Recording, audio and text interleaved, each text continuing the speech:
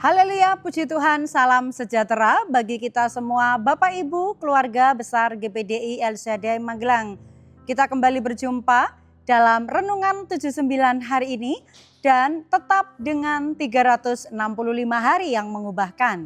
Hari ini kita sampai pada bacaan Yosua pasal 7. Saya akan membacakannya di ayat 1 sampai ayat 5. Demikian firman Tuhan. Tetapi orang Israel berubah setia dengan mengambil barang-barang yang dikhususkan itu. Karena Akan bin Karmi bin Sabdi bin Serah dari suku Yehuda mengambil sesuatu dari barang-barang yang dikhususkan itu. Lalu bangkitlah murka Tuhan terhadap orang Israel. Yosua menyuruh orang dari Yeriko ke Ai yang letaknya dekat Bet Awen di sebelah timur Betel. Dan berkata kepada mereka demikian, pergilah ke sana dan intailah negeri itu. Maka pergilah orang-orang itu ke sana dan mengintai kota Ai. Kemudian kembalilah mereka kepada Yosua dan berkata kepadanya, tidak usah seluruh bangsa itu pergi. Biarlah hanya kira-kira 2 atau 3.000 orang pergi untuk menggempur Ai itu. Janganlah kau susahkan seluruh bangsa itu dengan berjalan ke sana, sebab orang-orang di sana sedikit saja.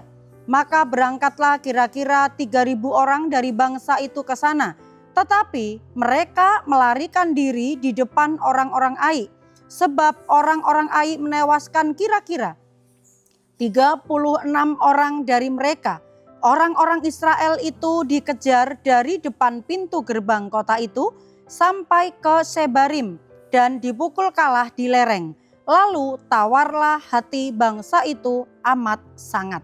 Puji Tuhan, saya memberikan tema renungan hari ini, setitik dosa membawa bencana. Ya, nah tokoh-tokohnya dalam pembacaan ini, tokohnya di situ ada Tuhan Allah, ada Yosua, juga ada tentara Israel. Nah peristiwanya yang terjadi, bangsa Israel mengalami kekalahan dalam peperangan melawan kota Ai. Mari kita menginterpretasi. Bangsa Israel membawa kegentaran bagi bangsa-bangsa yang ada di sekitarnya, ya, apalagi bangsa-bangsa yang sudah pernah berperang dengan bangsa Israel. Ketika mereka melawan bangsa Israel, mereka selalu mengalami kekalahan. Apa yang ditimbulkan oleh bangsa Israel selalu mengalami kemenangan karena Tuhan Allah selalu beserta dengan Israel. Karena Israel selalu mengalami kemenangan, maka setiap kali berperang bangsa-bangsa yang melihatnya menjadi gentar, menjadi takut, ya. Yang akan diperangi kali ini adalah kota Ai, ya. Kota Ai termasuk kota yang kecil jumlah penduduknya. Di ayat yang ketiga di situ.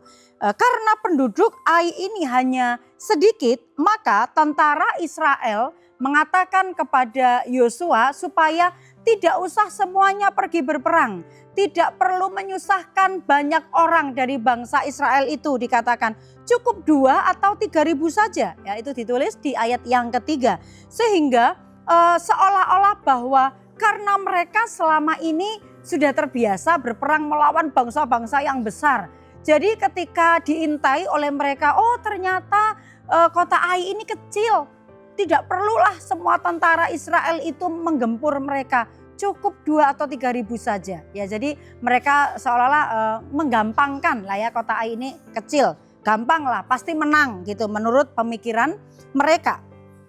Karena mereka sebelumnya selalu menang dalam peperangan mereka. Sehingga kali ini sangat yakin menghadapi Ai, kota yang kecil itu pasti mereka akan menang. Ya, namun apa yang terjadi?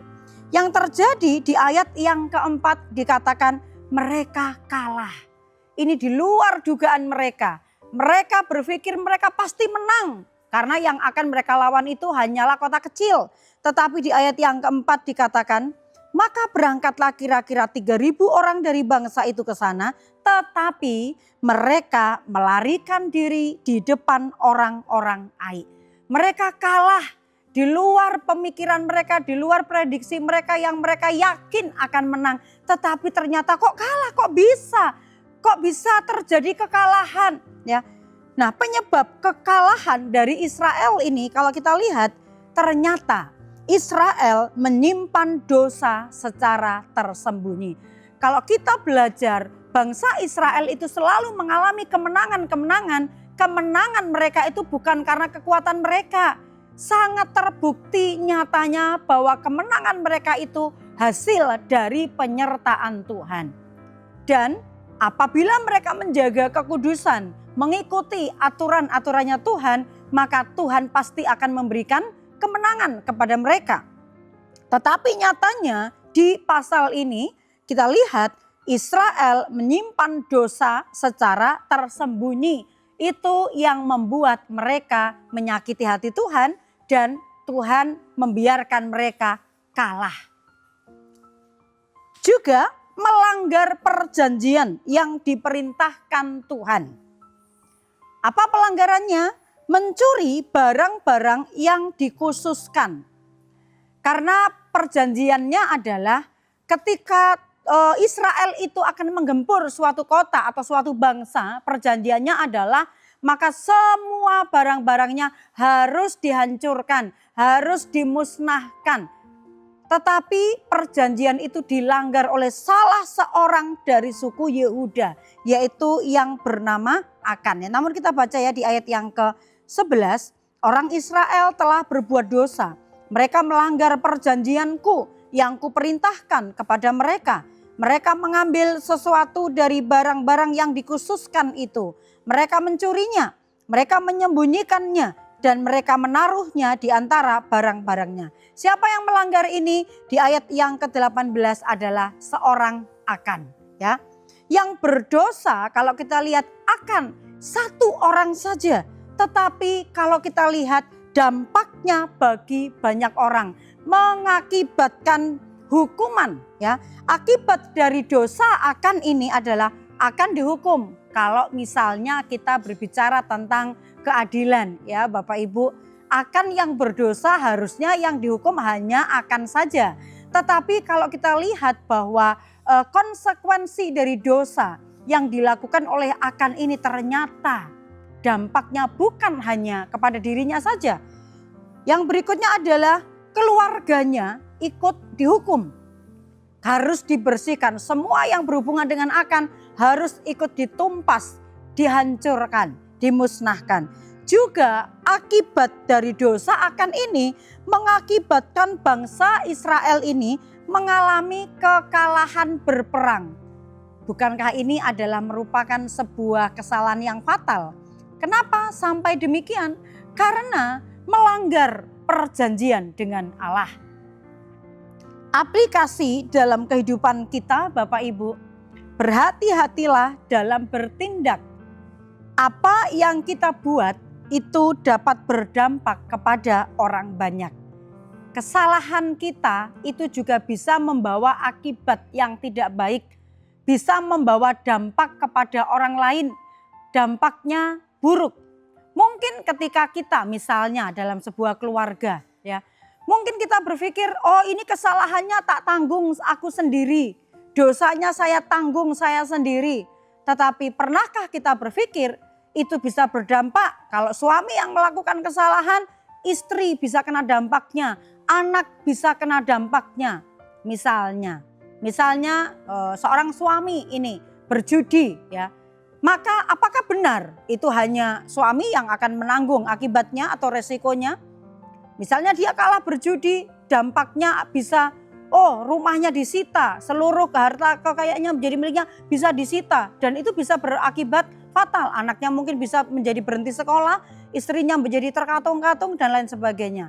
Atau mungkin juga, seorang suami ini punya hutang banyak ya. Kemudian hutangnya banyak, apakah benar yang menanggung hanya suami? Tidak. Itu yang menanggung bisa istri, bisa anak-anak, bisa sampai ya dia berusaha untuk mencari pertolongan keponakannya dan sebagainya yang masih ada hubungan saudara bisa terkena imbasnya. Ini hanya contoh ya Bapak Ibu bahwa apa yang kita lakukan itu membawa dampak kepada orang di sekitar kita, bahkan kepada orang-orang yang kita kasihi atau kepada keluarga kita, atau bisa juga nama orang-orang terdekat kita pun bisa ikut terkena. Ya, itu sebabnya kita belajar berhati-hati, waspada apa tindakan yang kita lakukan, apakah ini akan merugikan orang lain ataukah menguntungkan. Apakah ini akan merusak nama baik kita juga nama baik keluarga kita atau tidak. Kita harus berhati-hati. Itu sebabnya firman Tuhan bagi kita hari ini kita melihat seperti tema tadi. Setitik dosa pembawa bencana. Membawa bencana, membawa hal yang tidak baik bukan hanya kepada diri sendiri tetapi juga kepada orang lain yang ada di dekat kita. Keluarga kita, saudara kita, atau orang-orang yang ada di sekeliling kita. Puji Tuhan, Tuhan memberkati kita. Setiap firman Tuhan itu menjadi perenungan bagi kita. Untuk kita lebih berhati-hati. Untuk kita lebih benar-benar mawas diri. Supaya hidup kita senantiasa mendatangkan berkat bagi siapapun. Baik bagi diri kita maupun bagi orang banyak. Terima kasih buat kesetiaan Bapak Ibu mendengarkan Renungan 79 setiap harinya. Dan apabila Bapak Ibu ingin menyampaikan kesaksian karena diberkati atau menyampaikan pokok-pokok doa tertentu, Bapak Ibu dapat menyalurkannya, menyampaikan melalui chat WhatsApp 0813 274 288.